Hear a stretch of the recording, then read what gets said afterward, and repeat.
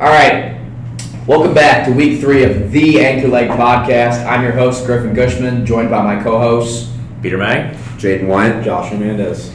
And we are coming at you with the latest D3 news, top times, and updates. This week we have a super exciting week prepared for y'all. We got one of the most competitive meets of the year taking place in our very own Beal Natatorium, which we'll get to later in the episode. First, let's have Jaden and Josh kick things off for us. Yeah, so just to start off, we want to preface, we do usually try to get a broader coverage of most regions of the national stage, but unfortunately there was not a lot of action on the West Coast this week, so we apologize. We are a little more Midwest and East Coast focused this week. Yep, and with that, you're going to get a lot of UAA coverage this week. Starting us off, let's go over the meet between Wash U and U Chicago. The men, Chicago won 166 to 122, and the U Chicago women won 202 to 98. That seems like it was a pretty solid beatdown, but when you get into these results, you'll see that there was a lot of fast swimming that went on for both sides. Let's just get right into it. The Chicago women won 14 events, with the Wash U women winning 2 events. One was the 2 medley relay, and the other happened when Elizabeth Chen took down the 100 back for Wash U. I mean, that has to be one of the top performers in the meet. 58-8, 100 back, Elizabeth Chen. The Wash U women battled, but ultimately the U Chicago women were very dominant. Let's talk about Lauren Richards winning the 1,000 free in 10:28.4. Also, Karen Zhao, 153 low in the 2 free, and Bridget Yee, 4:31 4 IM. Yeah, that 400 IM marks the top time in the country. And listen, guys, like Jaden said, we've talked about Elizabeth Chen before this week on the in previous weeks on the podcast. And obviously she's an elite swimmer, just a freshman too. And it's easy to get caught up in sort of the overall scores of this meet. You look at 202 and 98, and you're like, oh man, must not have been very close. But the differences between a couple first, couple second places not shaking out your way, or a lot of depth in an event or two, getting out touching 100 free, that can really swing the points one direction or another. And I'll tell you what, for those who were paying attention to this meet, it was certainly not a one-sided meet at all. Wash U was very competitive throughout this meet. Yeah, and I think that 2 medley relay really shows that. I mean, hey, the U Chicago women got out there and showed why they placed second in the UAA this last spring. But I'll tell you what, the Wash U women are definitely going to be some people to watch come this winter, spring as well. Absolutely. I'm going to say, this 2 medley relay, I mean, that relay right there just demonstrates a lot of depth, and being able to win this relay, even though maybe some of the other events didn't really go their way, that still shows some decent fight.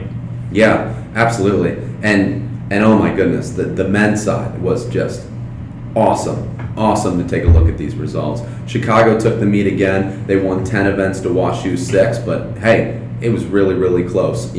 Like Griffin said, a lot of this, it shakes out one way or the other depending on, who puts their hand on the wall first, especially in that first, second breakdown. But I'll tell you what, it was a lot of fast swimming that went on in this meet, and I don't think any event was a better indication of that than the 2 freestyle. I mean, 1, 2, 3, all of these guys were under 144. Ethan Fang, Danny Sibley, and Hudson Zhuang, all under 144. Other fast times, I mean, Ryan Hillary in the 1,000 freestyle, 9:46.4. What are we going to say? Oh my goodness. Alex McCormick in the 2 back, 1:49.5. To get under 150 at this point in the season, I mean, he woke up happy today, given where he's at right now. Also, Danny Sibley, 4:04 in the 4 IM. That is an unbelievable time to be at this point in the season. And Jonathan Tang from U Chicago, 20.9 in the 50 freestyle. It just keeps going. Cooper Costello, oh my gosh, 1:52 in the 2 fly. And Joe Zhang, 2:07 in the 2 breast. I don't think there's anything else to say. I mean, a lot of fast swims went down in that pool, but it's going to be fun to watch both these teams continue to compete for the rest of the season. No, it's crazy because when you look at the points, it's 166 to 122. That kind of a close margin, I would not have expected, U Chicago to take them 10-6. You've got to understand, Wash U must have put up a lot of runner-ups, a lot of bronzes to be able to close that margin so much in this meet. It's wow. And to be a fly on the wall during that 2 freestyle, it was 142, 142, 143. Man. Yeah, that's some pretty fast in-season swimming. And listen, we've mentioned Alex McCormick's name a couple times in the past. He improves on his nation-leading 200 back, being the first man this season to crack 150, like Jaden said. I know Josh and I have mentioned several times before, you point to those 150 barriers in the 200 stroke as generally elite Division III times, but if you're going those in-season, you can certainly expect to crack into the mid to low 140 range in a 200 of stroke, which is, on caliber with some Division I and Division II times. And let's not forget, McCormick was your Division III runner-up in a tie last year for second in the 200 back behind Notre Dame transfer Tanner Fillion, and like we've mentioned before, I would look for him to step up and win that event this year with the way he's been rolling early on. I'm going to go out here on a limb and just say he's the favorite to win, the prohibitive favorite this year. So let's look towards what he has in March. I would expect another 144, 145 performance at UAAs and maybe even taking that lower at NCAAs. Absolutely. And I mean, both these teams swim great. We're excited to continue to see them later on in the season at UAA championships. Great job of both of those teams. Let's get on to the next meet. Yep, so next on the docket we got TCNJ versus Swarthmore, where the Swarthmore Garnet traveled down to New Jersey, and both the men's and women's teams split. So on the women's side, Swarthmore came out on top, taking 12 events to TCNJ's 2, with a final score of Swarthmore 196 to TCNJ 63. So the high point winner of this meet was Annalise Chen for the women, winning 2 individual events in the 2 breast and 2 fly, and runner-up on her medley relay. And the top performer on the women's side was a name we've mentioned before, Janine Collins for Swarthmore, posting a 52.76 in the 100 free, getting first place, which was a time that was good for 4th in Division III this year. So right up there with her second now 50 free, I believe, in Division III this year, as well as posting 2 great 50 free splits, one leading off a relay and one anchoring the medley relay in 24.53 and 24.11. Now on the men's side, we had TCNJ coming away with the win, sweeping all 14 events. Let's just look at that for a second. All 14 events. Now that is just dominance. It really is. Yeah, and you can see that, given the way that dual meets are scored in college, you can see just based on that score why they won by that margin, that they were able to get their hand on the wall first in all events. Winning the meet 193 to 69. Swarthmore's no pushover, but TCNJ just kind of, I hate to say it, they just kind of stomped all over him on the men's side. James McChesney, a name we are all very familiar with, not putting up the greatest in-season times, but keep in mind he's known for doing this. He did come away with the High Point Award, winning, I believe, 3 individual events in the 100 free, 200 free, and the 100 fly, and contributing to a winning 200 free relay. Can we just talk about McChesney for a second? He's just got a great reputation. Especially coming away as the 2 free national champion last year. And national record holder, yeah, for sure. He's a guy that you can see, elite freestyle speed and endurance combination, something that you don't see, really at any level, especially in Division III, where, we see more concentration in the sprints or longer distance events. He's got the range to go up to the 200 and put down, a 134, which stands as the Division III record, but can go down to 43 low in the 100, 19 mid in the 50. Just, excellent freestyler. He's got great long course pedigree as well. He's got a great stroke. Just a guy certainly that we should have on our radar, going forward, and we'll get back to him later in the podcast for sure. His name's certainly going to be coming up again, but let's not discount, what this meet turned into. It was really a beatdown by TCNJ against a competitive team in Swarthmore. Everything went their way this meet. Candy Wilson, one of the top swimmers for Swarthmore, Metro Detroit native, know him well, swims, in the same pool as me over the summer. He was a guy that was a fringe NCAA qualifier in the 100 fly, and McChesney, basically swimming an off event in the 100 fly, just out-touched him. That's basically sums up the day for Swarthmore. Just really, everything shook out in TCNJ's favor. Obviously, Swarthmore, great team, great competitive team. One of those teams that's vying for a top 25 CSCA ranking every year. But this one was all TCNJ, and they look impressive as ever. And I would certainly expect to see them put on, more great relays towards the end of the year.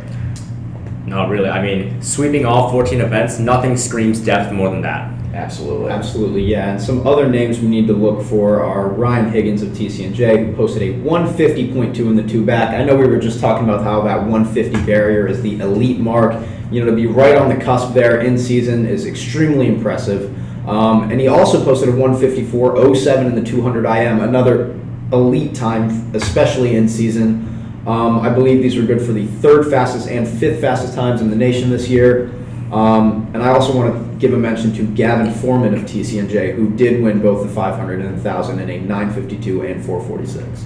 Yeah, so let's go ahead and talk about that 200 back real quick from Ryan Higgins. Going to 150 this early in the season might have some people puzzled, thinking like, where was this performance last year from a guy who was the Metropolitan Conference champion in the 200 back, 400 IM, 200 IM, but didn't really show up at NCAAs like we expected him to. Let me tell you, this guy has been in the lab over the summer, swimming with his club team, Scarlet Aquatic Club, sectional champion in the long course 200 back, going 2:04, just a couple of seconds off the Olympic trial cut. I mean, it certainly looks to me like he's been in the lab this summer, getting his backstroke right, and he went 149.6 at NCAA Division III championships last year. If he's already rounding to a 150-point low this early in the season, I honestly predict that he could be right up there with guys like McCormick that we were talking about early, pushing into that mid to low 140 range, certainly contending for an NCAA title. And we know that TCNJ has that championship pedigree, and they will have their swimmers ready to go come March. Yeah, no, mentioning his best time, I mean, it's got to be a good feeling knowing that your work's been paying off and you're almost hitting your best times, like in a dual meet right here. He's got to be feeling really confident going into his conference meets here. All right, so I think now we're going to pass it off to Peter for the next meet recap. All right, we're moving on to Xavier versus Denison. Once again, you got an elite Division III school going against a Division I team. We gotta cover it. So let me give you the breakdown here. The Xavier men took the win with 142 to Denison 120, but the women, Denison won 142, Xavier's 122, leaving the combined score a difference of 4 points. This is quite the meet here. This is very, very competitive stuff. Very good to see. On the women's side, though, we have top performers. We have Olivia Cho earning the high point for the women's side. She went a 58-100 back, getting her second. Next, she goes a 2:05.59 200 backstroke, getting first, and a 2:09.79 200 IM, also getting her first, and then contributing to their relay effort, anchoring with a 26.84. She had a long day. A long day. I mean, you get a backstroker coming in and still anchoring the freestyle relay. I mean, that's pretty impressive right there, So we got a backstroke specialist doing what she does best here. However, in terms of performance points, we have Olivia Oyster from Xavier outscoring her here with a 23:38.50 freestyle, getting first place. That is some speedy swims. That's blazing. And that translates to her 100 free here with a 51.53. And you know what? If you thought that was enough, she does yet again 23.25 in her 50 free split on the relay, and a 51.02 100 free split in the relay. I mean, that's some consistency right there. To be able to do those individually and swing back around and do them in the relay. Come on, give her some props right here. I know. Oh yeah, that's some fantastic swimming. And let's mention to our listeners, last year Olivia Oyster, fantastic swimmer, great contributor in the sprints for Xavier. Her season best last year was 23:38 in the 50. I mean, it is not even November, and she's already matched that. I mean, we're looking certainly on the lookout for a 22-second 50 freestyle swim out of her, come later in the year. So that's somebody to certainly have on your radar in the Big East this year. And beyond just the 100 free, we have Alexis Worrell, also from Xavier, rounding up the 2 free with a 153.7, getting her first place, and also running up right behind Olivia with a 53.22 in 100 free, getting her second. I mean, come on. What are these girls on right now? This is some serious stuff in this sprint free group that Xavier's putting up here. Very impressive. Yeah, I think it speaks absolutely speaks very highly of their sprint group. The fact that they were able to get out there with a strong 50, 2 people in the 100, 1, 2, both very strong swims, and rounding out with the 200 as well. So something's in the water with the sprint group, Xavier. Mm-hmm. Yeah, for sure. I know that Xavier, one of the more well-known mid-major programs, always contending for a Big East title. They swim a lot of short course meters. And, they always are in shape. That is what I will tell you, is that they roll into every meet knowing that they've put in the meters every week. Some a little bit more unconventional in college swimming, but, these are guys and gals that are going to get there every week and know that they've really put in a great block of training. I know they're doing great things out there in Cincinnati, so shout out to that group. I had eyes and ears on the deck this weekend, friends that are on Xavier. They were telling me this was an extremely competitive electric meet out there at Denison's pool. Like we said, it was a very close meet, but there was actually an even split of first and second place swims, 7-7 between the Denison women and Xavier women. So it came down to depth. People were scrapping and clawing for third, fourth, fifth places. That just goes to show you in college swimming how much depth matters, how much swimming up and scoring that 1 point in fifth place matters. It really did come down to those swims. So, congratulations to both teams on a well-fought meet. Mm-hmm. As our coach says, no matter who you are, you're always contributing to the win. Get your hand to the wall. Get your hand to the wall. All right, so let's move on to the men's side here. We have Aiden Lemur from Xavier. Actually, before I get started, this was a three-way tie for the high point here, by the way, between these three dudes I'm about to cover. Aiden Lemur from Xavier going a 50.3 in the 100 fly, getting him first. A 152.14 in the 100 fly, also first. 46.74 in the 100 free relay split, and a 22.150 free relay split. Hold up a minute. This dude's swimming fly, and he's still contributing to the relay efforts, doing fairly decently, I might add. This is quite some quick swims here. Very, very impressive. Kyle Hudson also from Xavier, putting up a 46.89 100 free, a 142.91 200 free, as well as contributing to the relay efforts in the 2 free with a 21.1 and a 46.65, showing his consistency in the 100 free once again. We're always talking about this 142 mark in the 2 free, and this man pulls it off in quite a day. Here, this is a lot of sprinting to do in one day. Pulls it off just fine. This is some serious stuff right here. Liam Nelson from Denison also here, really rounding up his breaststroke here. All right, this is some serious stuff. 56.23 in the 100 breaststroke, getting him first with a personal best. Wow. 205.31 the 200 breaststroke, getting first, also a personal best. Swims a 157.92 in the 2 IM. He got 7th, but his extracted split in the breaststroke, 26.65, was also a personal best for him. And then he goes to the relay. Relay splits a 25.86 in his breaststroke. This man is on the rise right here, getting some personal bests now. He's got to have been doing something over the summer to get him where he is right now. Very, very impressive. Props to Liam. You're doing a good job. Yeah, to be going those big of PBs this early in the season, you just got to be excited, and that's huge momentum going into. We're coming up on mid-season meets in the next few weeks here. That's just great momentum going into that. You got, if you're Liam Nelson, you got to be sitting there just giddy with joy, getting ready to put a racing suit on and swim those events again. Yeah. Liam's actually a freshman from Thailand, so let's note here that his personal bests are actually just the second times he's spent this season. He's more known as a short course meters prospect, closing in on a minute mark in that short course meter 100 breast, which means we can certainly expect some elite contributions from him. I personally have a connection at Denison, Elijah Vinos. We shared a pool together in high school swimming. Our 2 high schools didn't have our own pool, so we swam together. He, great high school swimmer, came in at 57 in the 100 breaststroke, but he was PRing in the Denison dual meets in the 100 breast, going 55s in season, and was able to drop it down to a 53 his freshman year. So if they can take Liam, who's another elite freshman prospect on that team, have him PRing very early in the season in these breaststrokes, I would personally look for him to be in that 54 low, 53 high range. Denison just has a great pedigree with their breaststroke group. Multiple guys under 2 minutes last year, multiple guys in the low 50s in the individual 100 breast. Certainly a great group to train with, and I think Liam is definitely on the right track early in this season. Yeah, absolutely. Getting out there and showing why they are considered such an elite D3 program. And honestly, Liam Nelson, he's someone to watch, especially come this spring as he continues to improve, continues to get acclimated with short course yards. He's going to be a very, very formidable competitor at the D3 National Championships this year. Yeah, for sure. And that Denison breaststroke group, actually, let's talk about it. They came out here and they kind of laid a beat down on Xavier. I believe the highest placing Xavier individual in that race, they just picked up the minimum points that they could. I got to provide a disclaimer here. I've heard that the breaststroke group at Xavier's in some very heavy training. We got guys like Ethan Saunders and John Mason, putting in low minute swims that are guys that we can really expect to push into the low 55, 54 range later in the year. I believe Ethan was a 53 last year. So don't let it fool you. The Xavier guys are in heavy training, but what an impressive start for the Denison men to sort of lay a whooping on a, powerhouse Division I team. So shout out to the D3 boys making some noise out in Ohio. And before we move on, I just want to say the most electric event at this meet here had to have been the men's 1,000 freestyle. Let me just give you the breakdown here. Xavier took the 1-2 here, Kaz Mikula going a 9:43.04, getting the CSCAA B cut, followed right on his heels with a 9:43.85 Ryan Nip.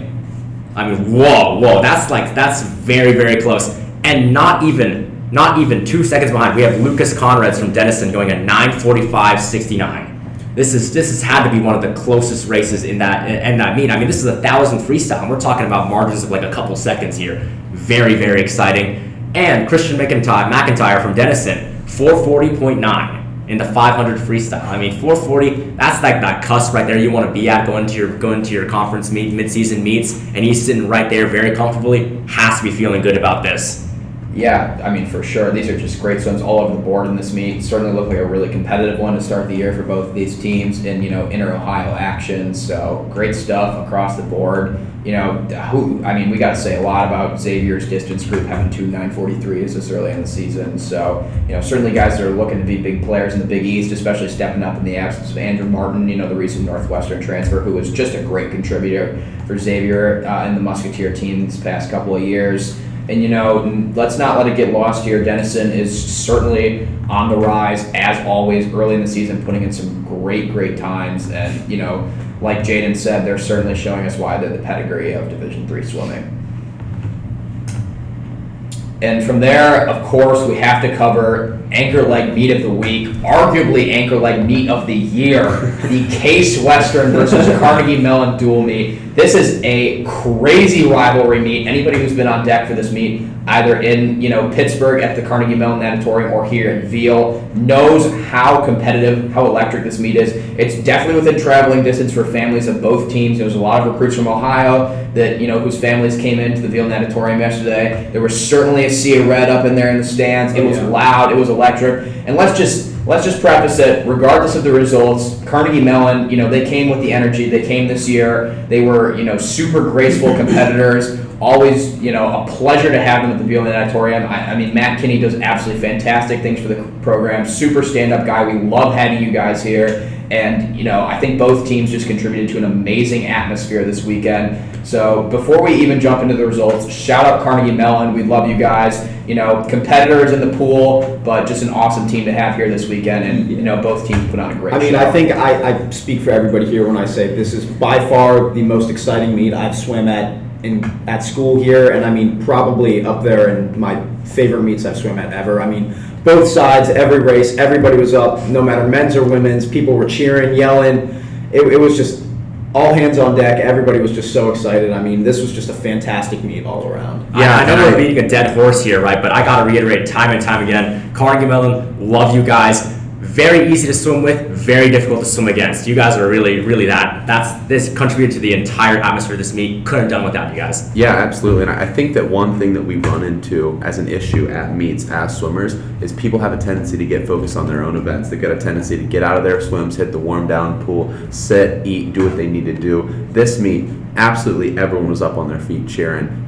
Say what you might about how that might have affected performances throughout the meet, but there were mosh pits on the pool deck as the race was going on. There was just absolutely great competition, and then they'd walk out to the warm down pool and people, across team lines were saying good job to each other. So I really can't stress this enough how great of a meet this was, and it was just exciting to see this, as we think about how can swimming become more mainstream, how can swimming become more exciting.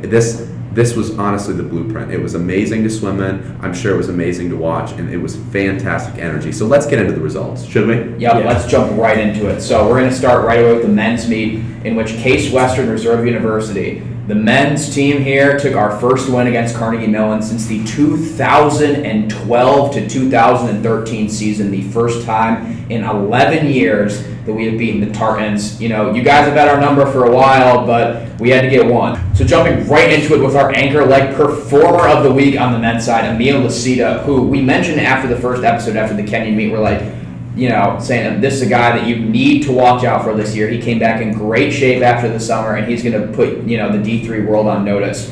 I'm sure the doubters were like, yeah, you mean after he put up the top time in the 100 IM? Like, okay, whatever, nobody swam that this year. Well, he clapped right back at the haters, posting the top time in the 50 free and 100 back, a school record in the 50 free and 100 back, a personal best in the 50 free and 100 back, and an NCAA B cut in the 50 free and 100 back, to go along with individual win in the 100 free. I mean, I can't even overstate what's going on with Emil this year. Just dominating the sprint scene. First in Division III by over 0.2 seconds in the 50 free. First in the 100 back, just ahead of Braden Morford, freshman from Carnegie Mellon, who I absolutely have to shout out, hacking a full 2 seconds almost off of his best time in the 100 back in a dual meet. Certainly a guy that we need to watch for, you know, coming up this year in the UAA. Just a fantastic swimmer. You know, did very well to keep up with Emil in that 100 back. But, you know, Emil, shout out to him, our athlete of the week, put the team on our back.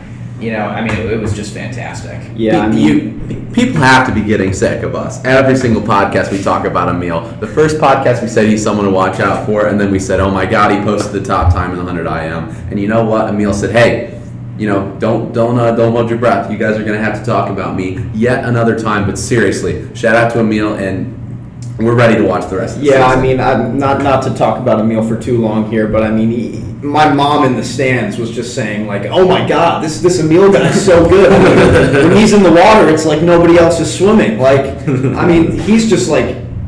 He's taken over Veal Natatorium, and I mean, he's just putting his name all over that record board, and I mean, we can expect to see him just continue to improve this year. We got to talk about other top performers right here. This guy. Absolutely, yeah. You know, our co-host Peter Mang put up 3 individual event wins for the Spartans. Certainly, Emil and Peter were our top contributors this weekend. Peter posted the 5th fastest 200 free in the country, the 2nd fastest 400 IM in the country, and the 4th fastest 500 free in the country, which, you know, on their own would be fantastic swims. Let's not forget Peter did these, you know, within about an hour of each other. I mean, absolutely awesome endurance. Shout out to my co-host here, Peter, always putting on for the Spartans, doing great things. And, you know, putting up a 56.6 breaststroke split on the relay, you know, for what we said is about Peter's 8th best event. So that's pretty good as well. But while we're on the topic of breaststroke splits, breaststrokers, shout out to our boy Christian Lanuza. I mean, who every year turns it up for this meet, and boy, he did not disappoint this year. We came out, you know, let's just mention it right away. We were eager to get in that 4 medley relay. We said, yep, this is our best chance of beating Carnegie in a relay this year. And Christian Lanuza quickly slammed the door on our hopes of winning that relay. I'll admit it was a bit demoralizing seeing him go 55.5 and 100 breaststroke, but oh my goodness, what elite speed he has. I mean, if we're seeing a 55 out of Christian this early in the season, who already owns the 4th and 5th fastest 100 and 200 breaststroke respectively in D3, his times from this weekend would rank him 5th and 10th, you know, behind himself, of course. You know, this is a guy who's absolutely looking to go 54, 53 this year. I mean, just an electric talent for the Tartans, a stand-up guy. I know he was talking to a few of us this weekend. Yeah, you know, I was talking to him after the meet. I mean, just great guy. I mean, lovely conversation. I mean, excited to continue to race him for the rest of this year. I mean, we'll be seeing the Tartans in 3 weeks and, you know, at UAAs, obviously. You know, these are just great competitors. It's always great to talk to these guys after our races and, you know, in the pool after a race, say, oh, good job, whatever. I mean, these are just great guys all around. Yeah, for sure. Dude, I just want to say, if you thought watching his breaststroke split was demoralizing on deck, think about what I was feeling sort of next to him then. Oh my God, I was swimming for my life in that pool. For sure. And, you know, let's not let some other notable performances slip away. John Drum taking first in both the butterflies. Shout out to our boy John. You know, we I always got to mention your name when it comes to the butterflies. Posting the 10th fastest 200 fly in the country. We know John is working, you know, his tail off this year to qualify for NCAA. So that's something we're going to look forward to. The Spartans were led in a 1-2 sweep of the 2 fly by John and our boy Kevin who posted a 154. Absolutely amazing swim. And also, shout out to our boy Andrew Cedar, who, in his own words, had an extremely mediocre meet. But let's not forget, Coach Doug Milliken said, it takes all of us to win. We wouldn't want to go into it with anybody other than you, Andrew Cedar. So shout out for your mediocre performances this week. That is not a name you need to be on the lookout for. Not at all. Very average D3 swimmer. Just do not put him on your docket. No need to bring him up again. Nope. So you can cut that. No, it all stays in. But okay, seriously though, let's move on to the women's side of things. Yep. So jumping right into the women's meet, our women's performer of the meet. Do I even need to say her name? Savannah Zoom on this podcast. Savannah Zoom winning the 200 back, the 100 back, the 400 IM, and just dominating the backstroke split on the 4x100 medley relay to lead the Tartans to a huge victory. Her 200 back, leading off the 400 medley relay, marks the second fastest time in the country. Her 100 back. Her 200 back is also the second fastest time in the country, and her 400 IM is also the second fastest time in the country.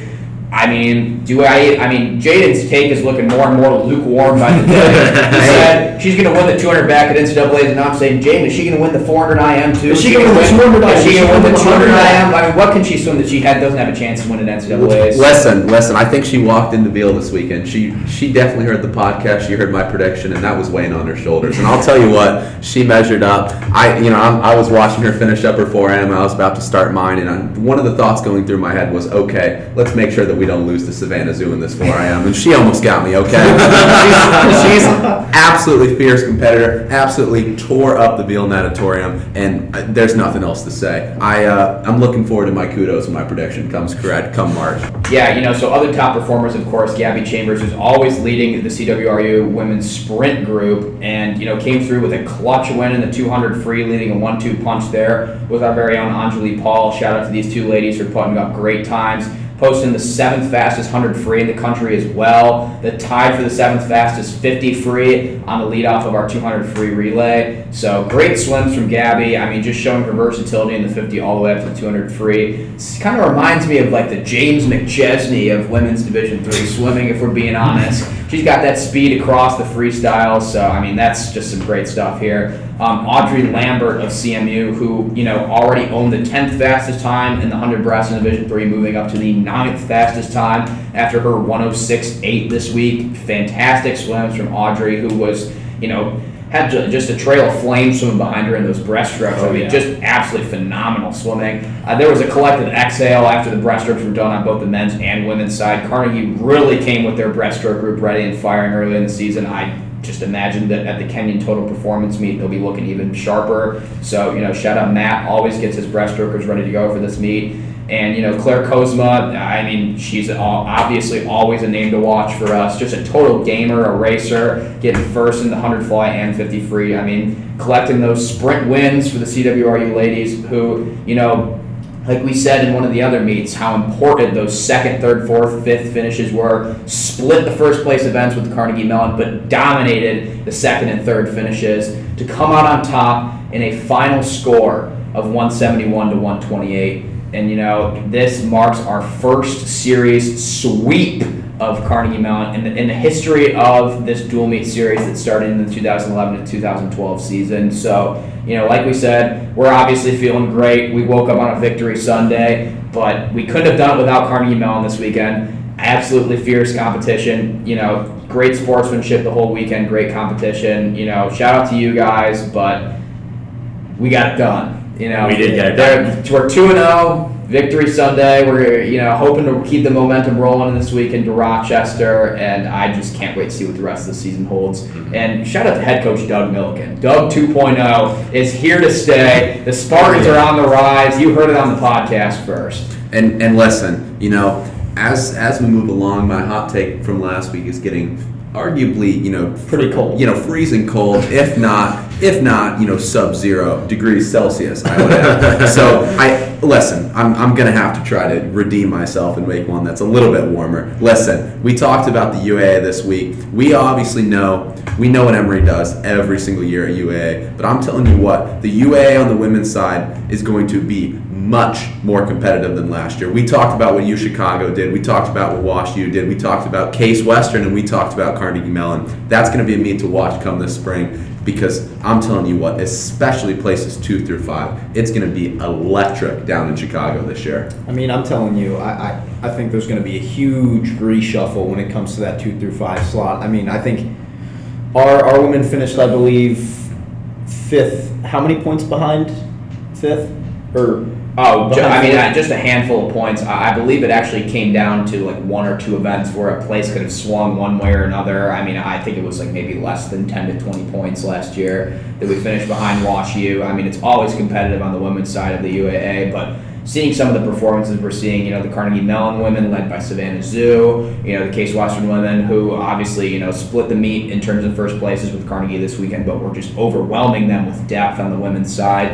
We can certainly expect when, the scores are higher, when every place matters even more to championship invitational, our depth is certainly going to take us places. We're going to have, NYU always brings their best foot into February and March. It's just going to be an absolute bloodbath, I think, for places 2 through 5. So I don't even know if this is that much of a hot take, Jaden, but it's certainly going to be a take to watch come February and March. Yeah, no, if you thought that 2 through 5 is a very important place to finish in those dual meets, it's going to be even more important in these invitationals. Definitely something to look out for.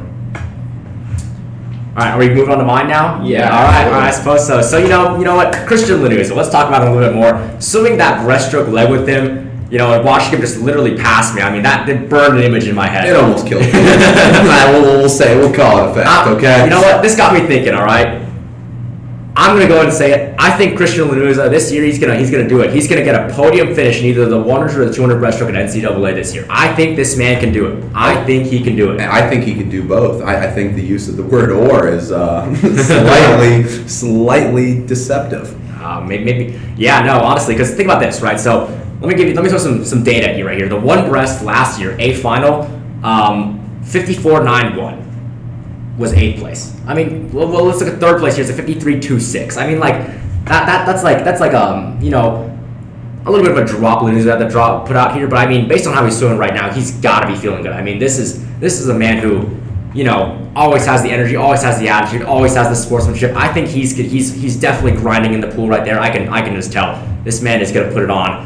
Yeah. No, go ahead, Peter. Yep, I was going to move on to the 200 breaststroke on here. Let's give you 3rd place here is a 157.63 as of last year. I mean, this is not too tall of an order in my opinion. Yeah, and let's make it clear here. Carnegie Mellon is not, a team that doesn't, train hard during the season and is able to put up consistently fast swims and dual meets. I know that they're in very heavy training right now. I know that, towards the end of October, Matt is certainly not taking his foot off the gas, especially with that breaststrokes group. And, they did great things. Everybody tapered very well at UAAs last year. And furthermore, everybody tapered fantastically, especially on the men's side at NCAAs. Lots of top 8 relays for the Tartans last year. And we just keep saying it. With another year of experience, you always get better. And that's the way it is in Division III. The more that you can learn that UAA into NCAA taper, the more that Christian gets used to Matt's program. I mean, I don't see this as, that crazy of a take. Certainly hot. But I think that Christian absolutely could be up there, and even if not a podium finish,